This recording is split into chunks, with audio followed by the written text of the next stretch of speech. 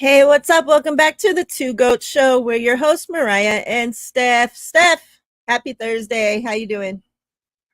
Happy Thursday. I'm good. I mean, we're just talking about it being slow, but the live chat's gonna hold it down and keep us going here. Yep, chat. Happy Two Goat Thursday. Hope everybody's doing well. Hope you guys have had a great week. Almost time for the weekend for most of y'all. I mean, some of us we just have a weekend every day, or we just work every day, one of the two. But for the most part, it's almost the weekend. I hope everybody's doing great. Catherine, yes, I did want to start the show with this, so thank you for putting that out there. RIP, rest in peace. Jimmy Johnson passed away. It said last night. I'm going to read this little thing real quick. It says, rest in peace to 49er Hall of Fame DB Jimmy Johnson, who passed last night. One of the best cover corners of the early 70s, three-time first-team All-Pro. He was the leader in picks with 47 until Ronnie Lott came along with 51. Jimmy named to the Hall of Fame in 94. He was 86 years old. So any thoughts, anything you want to say on that, Steph? I mean, yeah, rest in peace. I didn't really get to watch him play, but always sad when a player um, you know, Legend. dies. Yep. Of course, we're not old enough to have really watched him play, but things like that, people like that, get passed on from fans to fans to fans. So we definitely knew about him, knew his legacy, knew what he meant to the 49ers. Obviously knew he was a legend. So definitely thoughts and prayers out to, his family, his loved ones. All right. So I want to start off with something that happened today, kind of what brought on the thumbnail. Well, besides the rap beef, which I am going to get your thoughts on that in a minute. But so yesterday, if you were watching mine and TL show, and I'm probably maybe Steph has talked about this on one of her shows too, I'm not sure, but there's been some online Twitter, I guess, drama with a past 49er, Willie Snead. He's been kind of like the whole last week and a half has really had a lot to say, it seems. So me and TL had talked about it yesterday, how he had put out the tweet saying, talking about that, making it seem that he didn't feel he got to compete with some wide receivers on the team, maybe. Well, today he had put out something, and finally a 49er player, current 49er player, decides to clap back on him. And, I just thought it was funny because it's like, I was telling TL, like, you guys, you know how I am. Of course, I'm pissed off that Willie Snead's up there talking shit. Like, who do you think you are? Like, who on this team did you think that you were going to beat out, or that you think you didn't have a fair competition against? Like, and my whole thing is that when you were given opportunities, you didn't take advantage of those opportunities. And now that you're not on the team, you have something to say about it. You didn't have a problem with signing a new 1-year contract every year. Like, if it was that much of an issue, you hated it there so much, stop coming back.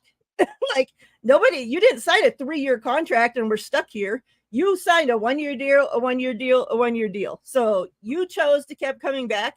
Maybe it was your only offer. Who knows? Because you're still jobless as we speak. So take it for what it is. So today he tweets out and says, I need to be back in the AFC North. That brand of football is just different. So Deommodore Lenoir, shout out to Deommodore Lenoir, comments back and says, why you sneak dissing? So I thought that was pretty funny. And then Willie Snead has the nerve to answer back and says, ain't nobody sneak dissing, Pitbull. Why you stirring the pot? Willie Snead went on to later tweet about that, he finds it funny that, a lot of, I guess, faithful are in his mentions. A lot of fans are going at him in his mentions, and he's just going to use that as motivation, or blah blah blah. What are your whole thoughts on, and to just sum up the whole thing? Ray also seemed like he was kind of siding with Willie on this. He said, once you find your people, it'll make you realize why, basically it didn't work out at the other places. But you have to actually be able to find your people. Like, people have to actually want you to play for them. So what are your whole thoughts on the Willie Snead X comments, and with Deommodore actually saying something?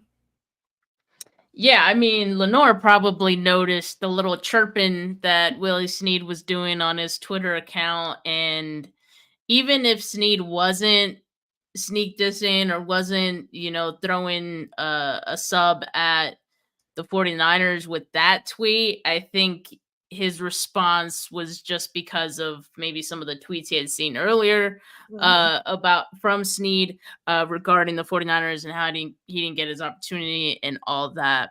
So yeah, I think it's crazy. You mentioned kind of what has been my stance on it is that don't count your opportunities, make your opportunities count. And you can't say that this team is afraid of competition when literally the last pick in the fucking draft, the third string quarterback was able to make a name for himself and eventually become the starter, the face of the franchise for this team. And not only that, but the 49ers traded Trey Lance, a guy who they, invested a lot in favor of Brock Purdy and having him be the starter. So to say they're afraid of competition is crazy. Now, you also have to be realistic with where the 49ers are in terms of how deep they are. I mean, we know it. We know they're deep as hell. Anyone who signs with this team has to be realistic about that. Like, and where you stand on the depth chart.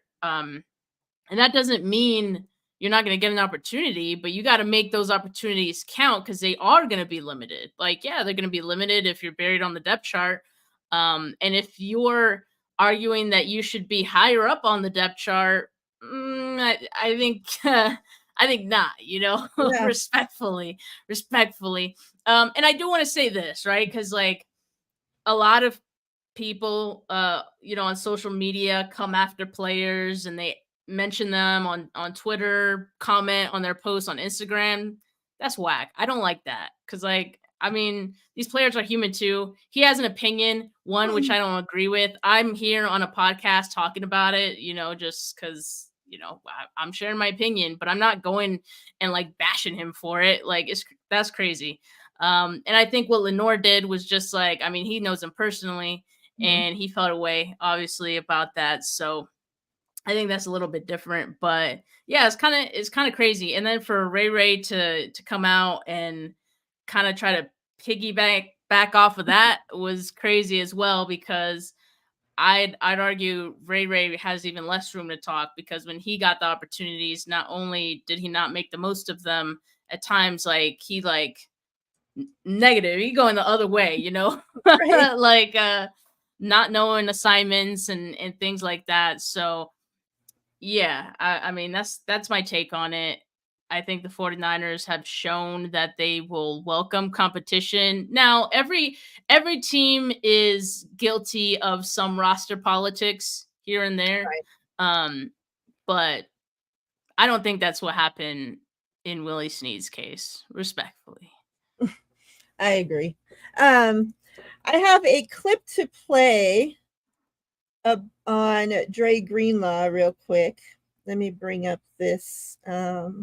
So Matt Mayoko had tweeted out today that Dre Greenlaw will be honored as the Dwight Clark Award winner on Thursday, May 16th at the California Theater in San Jose. Goes on to say all proceeds go to Golden Heart Funds. So attached to that, Matt Mayoko had did a little interview with Greenlaw talking about his injuries and whatnot. So I just want to play this real quick, and then we'll get your thoughts. We'll give our thoughts on it.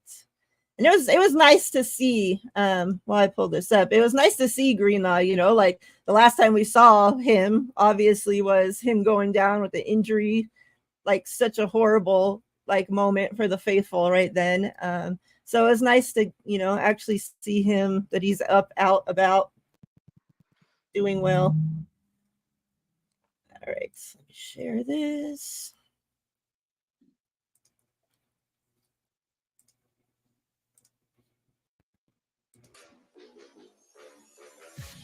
Let's take you back to that Super Bowl. 12 snaps you played in that game.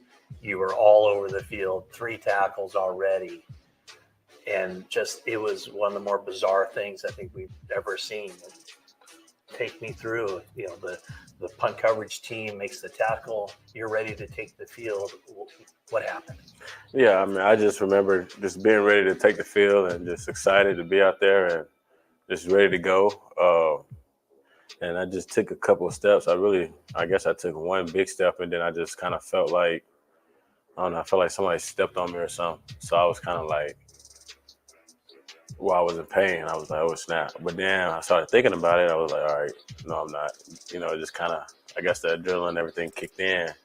And I was like, okay, I just got stepped on. I'm good, because it was actually my right Achilles was hurting earlier, later on in the season. Probably about week 17, week 16, I started having a little problems with it. But so whenever I took the step and I felt my Achilles, I mean, for some reason, I just thought it was the right one. And I'm just like, oh, no, somebody stepped on my right Achilles. But, I'm reaching for the left one. And, it ended up being my left Achilles. So it was just devastating, horrible feeling. Because it happened during a timeout, or I think the game was away a commercial, and you could see something going on over there by the sideline, just off your bench, and I could tell that you were in. It seemed more, heartbreak than injury. Right. You seem to be.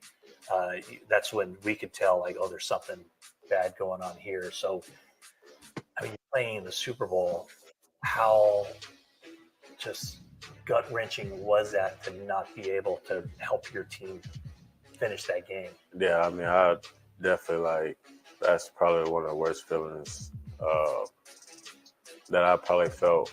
You know what I mean? Try to forget about it a little bit. But yeah, it definitely is like a just emotional thing, because you know how hard you work for that moment, how hard your team worked to get in that moment. And you just know just the feeling and just everything that comes with it. And you're that close to it, and you just can't even go out there to compete. So it just kind of, you feel like you're left and leaving everybody a little bit hanging dry. So it's one of those things that you just kind of think about. You just kind of try not to cry.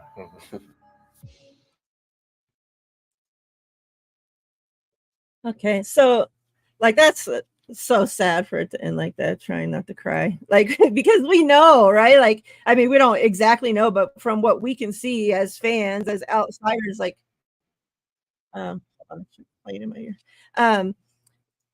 How much work these guys put into it, and to make the whole reason you're playing and you start from training camp on is to get that chance to play and win a Super Bowl, but to make it to that game, and you finally make it there, and like Matt said, 16 plays or 14 plays or whatever in, and you tear your Achilles, oh my God, it's so gut-wrenching. The biggest thing though to me that I took from there is, we all thought, and it came out, right, that he was having problems with his Achilles prior, weeks prior, and then he ends up tearing it. And right there, he tells us that he was having problems with his right Achilles prior to the injury, and then tears his left. So it wasn't even the same one. Yeah, I didn't know that. I just assumed it was the same one, but I kind of wish Desi was on to explain that, because I'm sure there's something about and Desi, if you're still watching, if you could drop it in the live chat, how maybe the stress, the stress of trying to avoid putting too much pressure on the right one, you're putting more stress on the left. So I don't know if it had anything to do with that, but that's crazy. That makes it even more unlikely And more unfortunate, I feel like I don't know. It was just a very freak accident, I feel like. And it was just like gut wrenching. Yeah, So terrible for him. and like I don't want to say like I don't want to see it happen to anybody, of course, right? But it's like Dre Greenlaw, and in that article, and I'm guessing further that there's more to the interview. Matt went on to say, ask Dre Greenlaw about like he goes on to say like I probably wouldn't have been able to stop Travis Kelce, right? Like you can't lock down Travis Kelce. He's like, so you're not going into that game expecting that to happen, but like he could have brought that energy, the what Dre Greenlaw brings to the game, outside of just his amazing plays. Like, of course, we know that he would have had a lot better chance locking up his guys than the guys that came into play for Greenlaw, right? But like not just that, like everything else that Dre Greenlaw brings to this team, like how much he means to the defense, like that dog, that the energy that he brings, like, and that's what he talked about, like that's like that was missing. He went out, and what he brings up outside of the play was missing the rest of the Super Bowl. So yeah. And one thing that John Lynch mentioned, and he was talking about the draft when talking about this, but just like about the team and the defense, it's infectious watching a certain guy or someone on the team, just go all out, the work ethic, the energy that they bring, like that's contagious. Like it makes you want to play harder too. And I believe that's the type of energy that Dre Greenlaw felt, and or brings. And I feel like Fred is the same way, but losing Greenlaw, like and he probably won't admit it, but I feel like it notched him down just a little bit too. Cause like, I mean, the guy you've been riding with, your dog, like goes down that way in the Super Bowl, biggest game of your life. And that happens. I mean, yeah, Fred talked about that, like fucking with him, like mentally, and then him having to just like, that's tough. Like, oh, nothing happened. I got to go out there and play football. Like then, you still have a job to do. Like that's. But then that is also infectious. You see, like the leader of the defense, Fred, and maybe again, like if you can just see it, or if you could just tell something was off with him because of that, I mean, everyone else is gonna be like, oh shit, like what do we do now? Like, I mean, Fred's not even feeling great about this. Like, it's just little things like that. And yeah, it's tough, man. I do think Greenlaw would have definitely made some plays. Look, I don't know if it would change the outcome if he was there, but it certainly would have helped, to have him there. And it really, really sucks.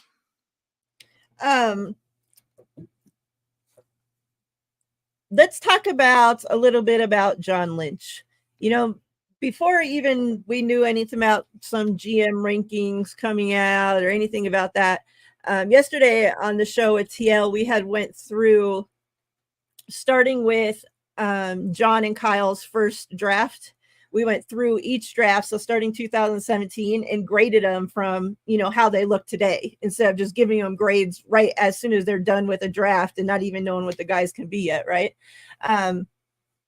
So we went through, and obviously there were some big misses, but there were some drafts that they freaking killed. Like they did great. Like 2019, like, man, I was gonna say, I just know the ones that were good were like some years ago. Yeah. But where I know some people are mad, like where the NFL, I guess, is putting John Lynch like in these rankings and whatnot. Where do you think John Lynch ranks up against these other GMs? Do you have him a top 15, top 20, top 10, top 5? Where do you think John Lynch, since he's been here? And keep in mind, this is his first time being GM, right? Like he came straight from the TV booth to being a GM. never had been anything, right? Not a coach, not besides a player, right? This is his first like behind the scenes job, like with the NFL team. So like to me, like I'm surprised like that people aren't giving him the respect that I think he deserves, because I don't think he's done bad at all. Like, of course, you want to win the Super Bowl. We know. But to get your team to the Super Bowl, especially the team that they've taken over, to be able to get your team to the Super Bowl twice now since you've been a GM, not bad at all, I don't think. Yeah, I would definitely put him in the top 10. And I think like what kind of sparked this discussion in the last day or so was that Pro Football Network ranking of like the top 10 GMs, and John Lynch was nowhere in sight. And that's crazy to me, because I see someone like John Schneider, for example, Seahawks. What have the Seahawks done? He's like on there? Literally what yes, he's 10 wow. at the very least. At like Jason I don't know how to say his name, but the Bucks GM. He's number 9. At least they've won a Super Bowl. Like, you know, recently they were able to get Tom Brady. They've made some moves. Like, okay, I'm not too mad at that. And then it was Brandon Beane of the Bills. Oh yeah, so John Lynch, they had 11. They had him 11. Like at the very least, like let's at least put him at 10. Like I know he's better than John Schneider, man. Yeah, like, that's crazy. What are we even doing? What are we even doing here? I'm very surprised to see him top 10. And then, like you said, Jason Litch from Tampa Bay Buccaneers is 9. Brandon Beane, Buffalo Bills, is 8. 7 is Mike Brown from the Bengals. Les Snead from the Rams is 6. Brad Holmes from the Lions is 5. So why? Because they finally made it to the playoffs? Like one time. Yeah, I think this is recent. This is recency bias, right? Because like Lions, I understand what they did, and that's difficult. Like building a team literally from like the ground up. But John Lynch literally did that. So if we're just looking from the standpoint of like the last, I don't know, 3 years, I mean, yeah, this roster's been built. So I guess you wouldn't put John Lynch in the top 10 because of that. I mean, he still has a Super Bowl appearance in the last 3 years. The Lions don't. They have Brian Gutekunst, whatever his freaking name is, from the Green Bay Packers at 4.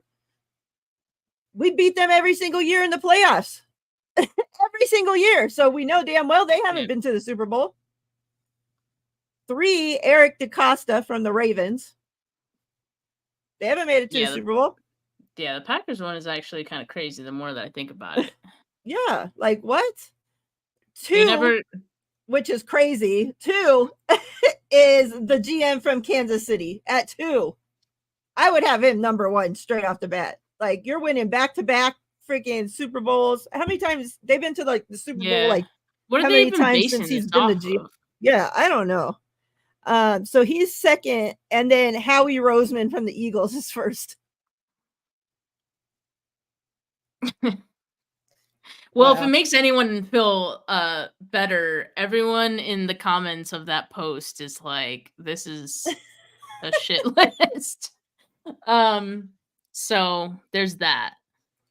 Yeah, that's crazy. But I do think the 49ers past couple drafts have maybe hurt them in the like eyes of draft analysts or just like media, as far as the perception of like being able to sustain, I guess, what they have, but they've done it so far. So I guess I don't really know. Yeah, it's another list that I've seen is, well, another, you know, type of list type thing that I've seen going around social media the last week or so. This guy has said that his name's Doug. He don't need any more attention than that. Had put out that 15 quarterbacks can replace Brock Purdy on the 49ers and be just as good. So it says Doug claims at least 15 quarterbacks would have had better had a better record than Brock Purdy with the current 49ers offense. So the 49ers record was what last season? They only lost three games. Yeah. So he's saying there's 15 other quarterbacks that could have came in and taken this 49ers team to only 2 losses or 1 loss or 0 losses and been better than Brock Purdy. What are your thoughts on that? Because I was looking through, actually, yeah, give me your thoughts. I'm going to pull up the current, all the starting quarterbacks in the NFL right now. And there's a rank.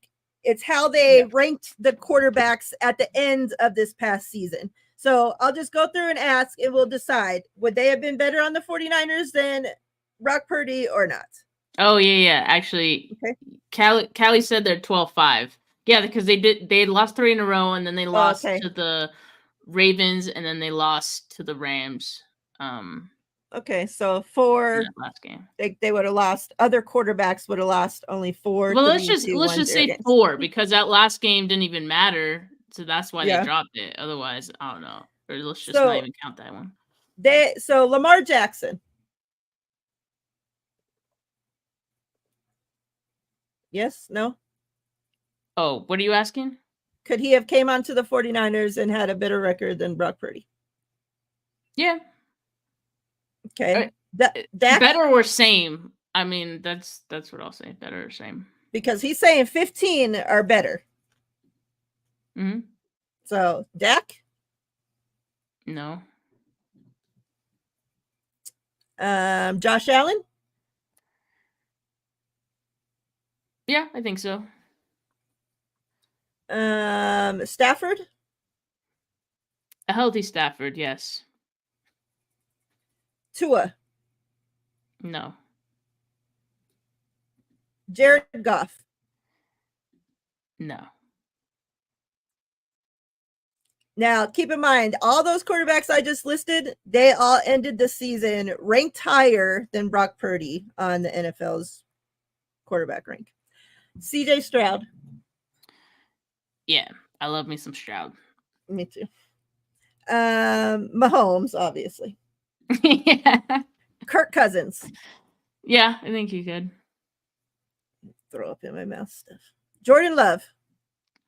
Better answer this one carefully. So, yeah, this one's interesting because, like, this has been a big debate. Well, his thing was, like, he's very raw to start the season, or just, like, clearly he was learning a lot in season. Part of that also was his receivers learning a lot because, like, the whole team, the whole offense is so young.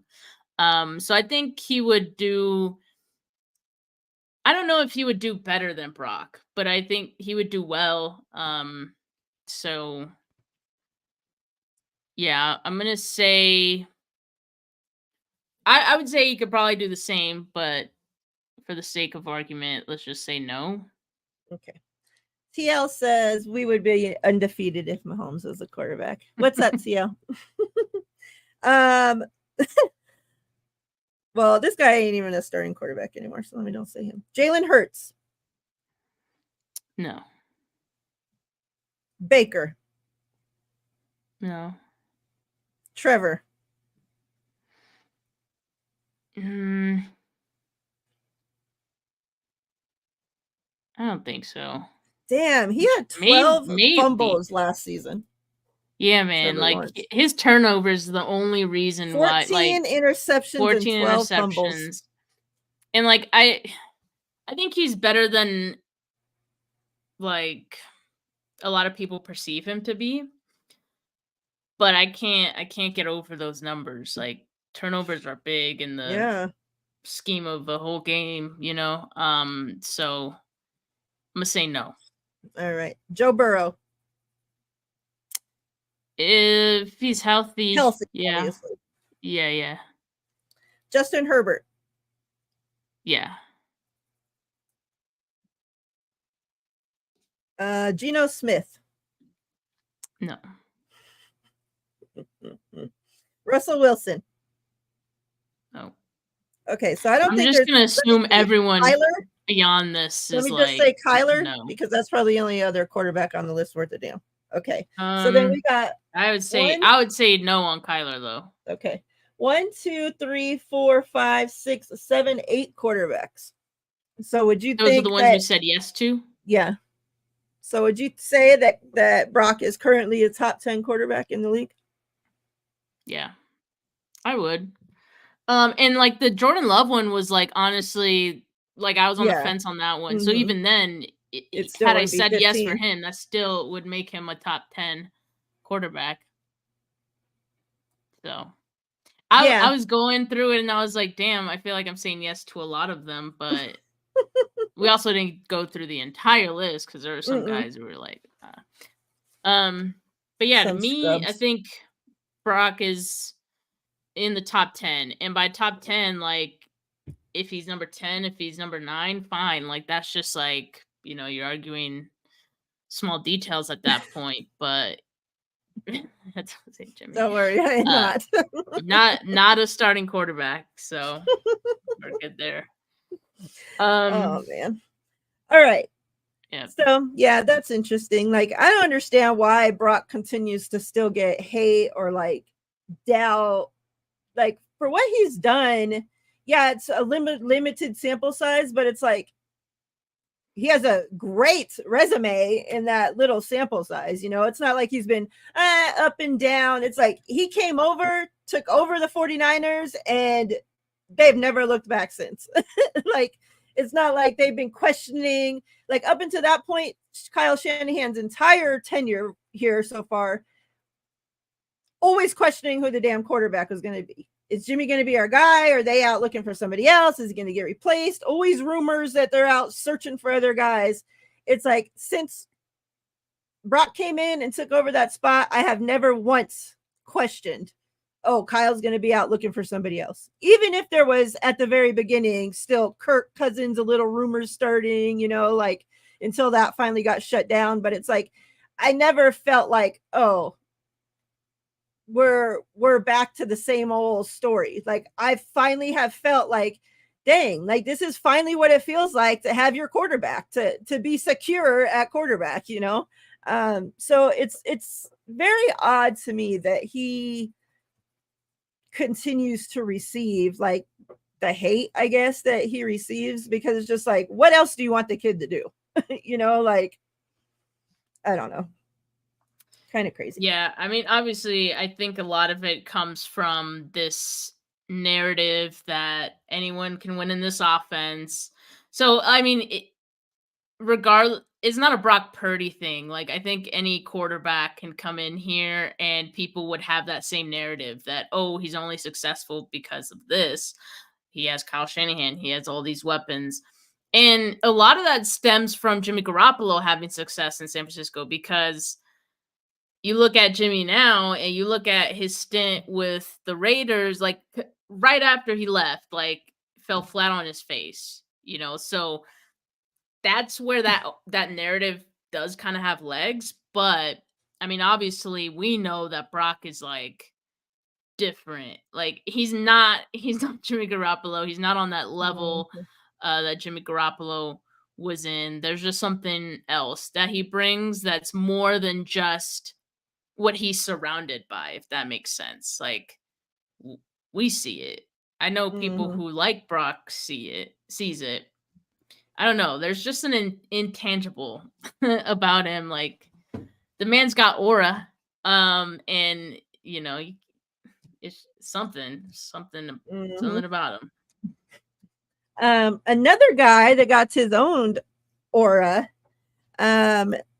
is our not quarterback, our wide receiver, Slick Rick. He was invited. So the NFLPA invited 40 players to its annual rookie premiere in Los Angeles from May 16th to 19th. A list provided by the union to teams of players invited, which include the top 4 draft picks from Caleb Williams to Marvin Harrison Jr. So yeah, it's a list of 40 players. Ricky Pearsall is one of them. I want to get your thoughts on that. But before I do, I want to play this Ricky Pearsall video that Brad from the SF Niners posted. Shout out to Brad. It's pretty cool. Let's take a look here. Like, I need to put myself in a better environment to really excel and reach where I want to go, man. I got high goals and expectations for myself that I feel like I couldn't get if I was around people that wasn't going to push me, man. And for me, this is like, if I'm more motivated than the people around me, something wrong, man. I got to have the same motivation. Like, I really got, like, an ambitious mindset when it comes to this shit. Like, and that's what I found out. Like, I'm never satisfied, bro. And, like, it's a blessing and a curse if you think about it, you know, because you can have everything in the world and still not be satisfied. You know what I mean? But, I mean, that's why I put that's like a lot of external things. That's why I put it up to God to handle the rest, you know what I'm saying? Because He's going to be my rock, you feel me? So that's what I would say. But, yeah, man, it's really crazy that it's right there, man. Like,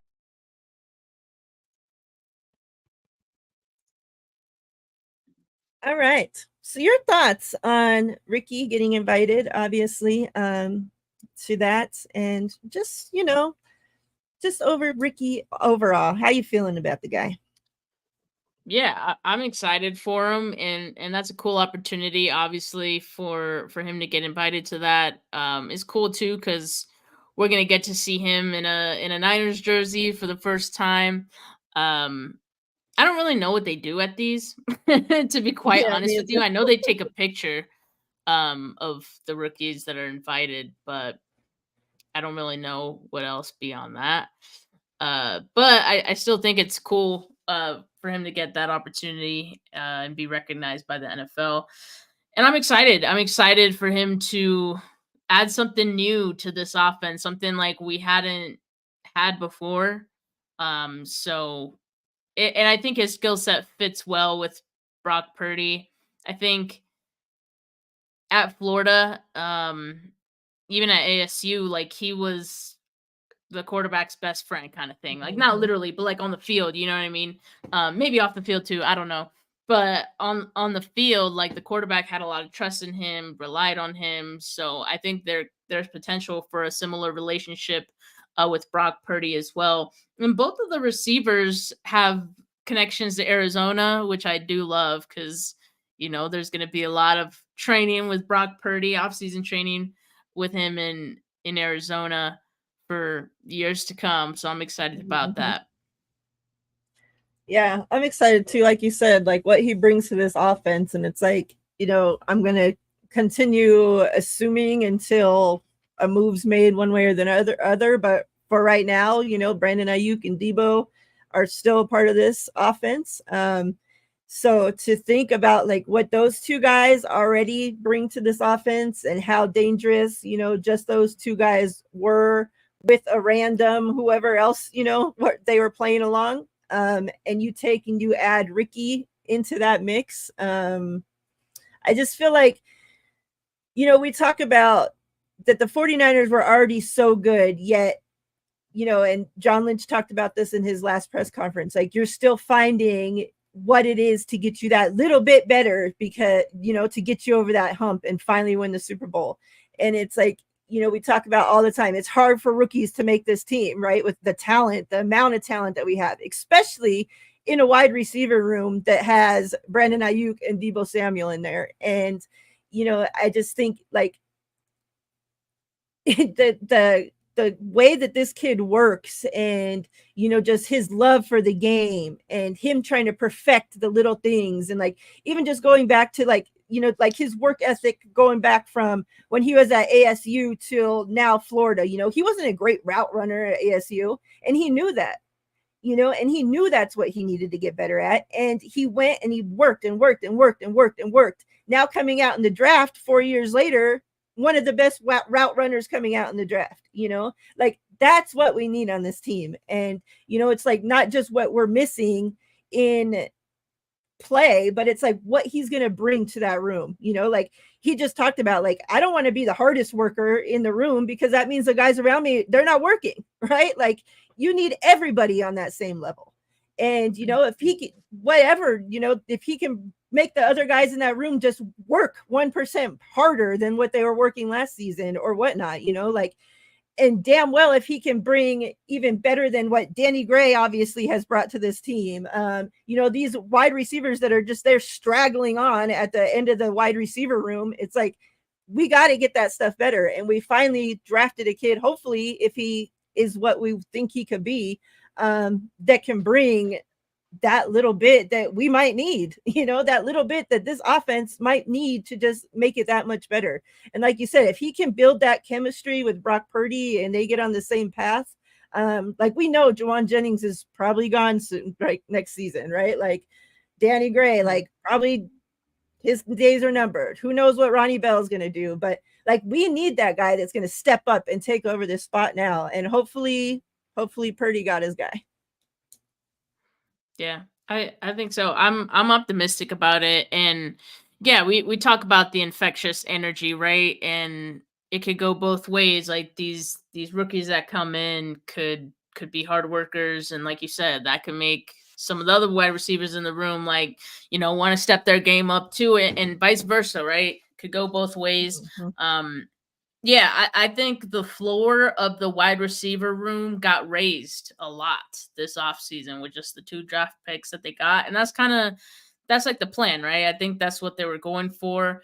And then, looking at the next era of this 49ers team and wanting to build some foundation, some new bricks, right? So I think Ricky Pearsall is definitely part of that. And just based on what we can see from his mindset in that video, right? Like, so far, so good. It looks like he's the kind of guy who's going to fall in line with the culture and what the 49ers have done, their standard. So excited about that as well.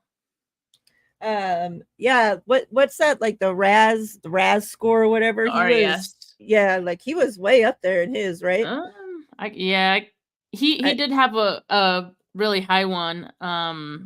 Let me look it up. Steph will get it for us right now. Because I remember it being pretty good. It was 9.91, and this is out of 10, by the way.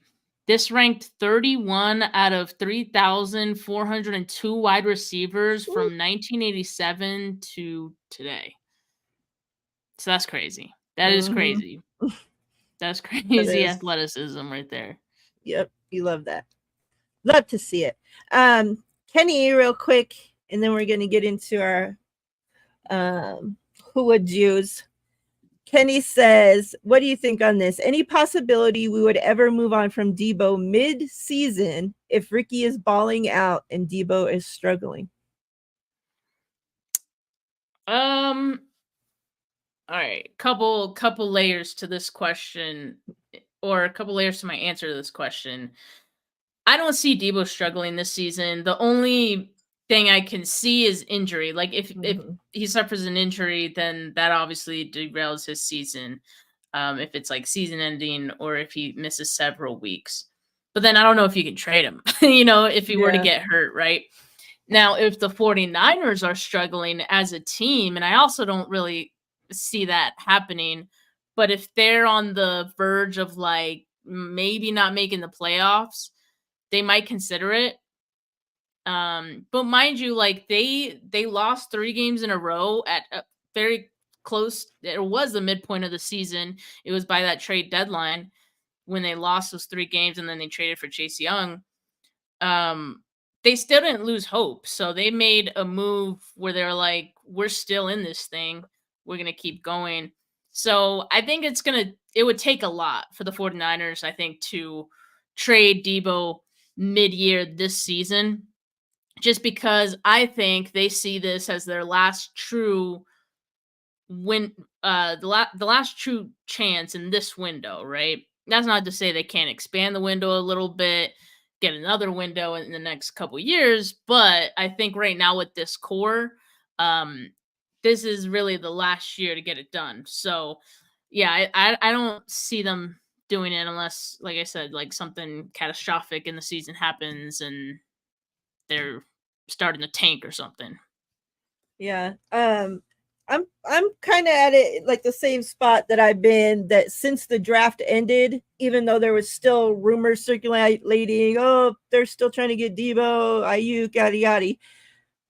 Like if we're trading for somebody now that the draft is, or some draft pick now that the draft is over, it's not helping us this season, So the only way I could see it happening is if now, say, we're 4, 5, 6 games into the season and somebody goes down with the injury, an O-line or I don't want to wish bad onto anybody, so I'm not picking a specific person, but like somebody that is a key person to us, moving along, and the rest of our offense is going along. Like you said, Ricky is shining, doing great things. If they could trade Debo now for a piece that they could bring in that's going to plug into that injury wherever, and it could help us. Okay. But other than that, like I just don't see it because it's not going to help our team this season. Like losing Debo is not helping our chances to get to the Super Bowl. Right. Like, so I definitely see it happening next, off season, but there's not very much you could trade him for to minus like what you're losing from the offense that's going to make this team better. Like you're having to trade him for a couple pieces, like a couple other players plus, like for it to make sense. And why would the other team want to do that? So yeah. All right. Who would use? We're going to cast a part for Stefan. All right. So we're doing a movie about your life, but in a man. A man is going to play your parts. Okay. So this is going to be Steph Sanchez's life. What player are you casting to play you? It has to be a player. Yes. And it can't be Nick Bosa. Wow. Setting parameters, huh? Yep. Because you cheat.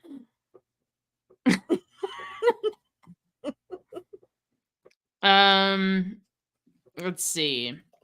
Well, so this player obviously has to have some, has to be tan, some melanin in there.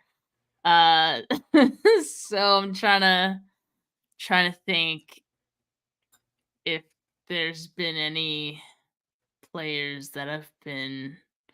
You're welcome, like Kenny. they've had some Hispanic players. Alfredo Gutierrez, but he's no longer with the team. Fred Warner is Hispanic, but he's like, I don't know. He doesn't. I don't know. I guess Fred. Just because he has a tan, the white guy can get a tan to play the part. They got spray tan. Am I that light skin? I guess I'm pretty light skin. Yeah. She's like, yeah. Stop acting like my wife thinks that she's so tan. Like. Hey, it hasn't reached peak summer here yet, okay? Just give it a few weeks. Hafunga. Yeah, I could see that but it has to be a player that has like your vibe, not somebody that's gonna come in there and be all they're playing crazy a part. And you're like, so no, they're playing a part. They gotta be a bad actor. They gotta play the part.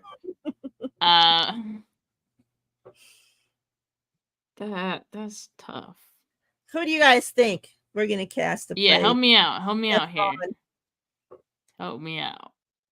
And then we're gonna do the same for me. So who do you guys think? It's gonna be Brian. Brian Lee. That's my dad's name. That's why they named me Miriah for fun fact there. Jesse Sapalu. I mean, he's got a tan. Got a tan going. I'm trying to think because, I mean, really, it would be like Bosa seems like because you're just so chill, like. That's what I'm saying. But you banned me. Yeah, banned you me want to from use selecting. You want to use Bosa as your answer for everything. Pooney. Oh yeah, right. That's not a bad one actually. I A lot of mean, people are saying Huff so far. really? Okay. Huff will have to shave his head. I don't know how you're gonna feel about that. I mean, yeah. Damn, All everyone's right. saying Huff. That's crazy. Who would you cast to play me? All right, let's see. Don't be picking somebody too crazy, because then I'm gonna Like know. what? Who's crazy?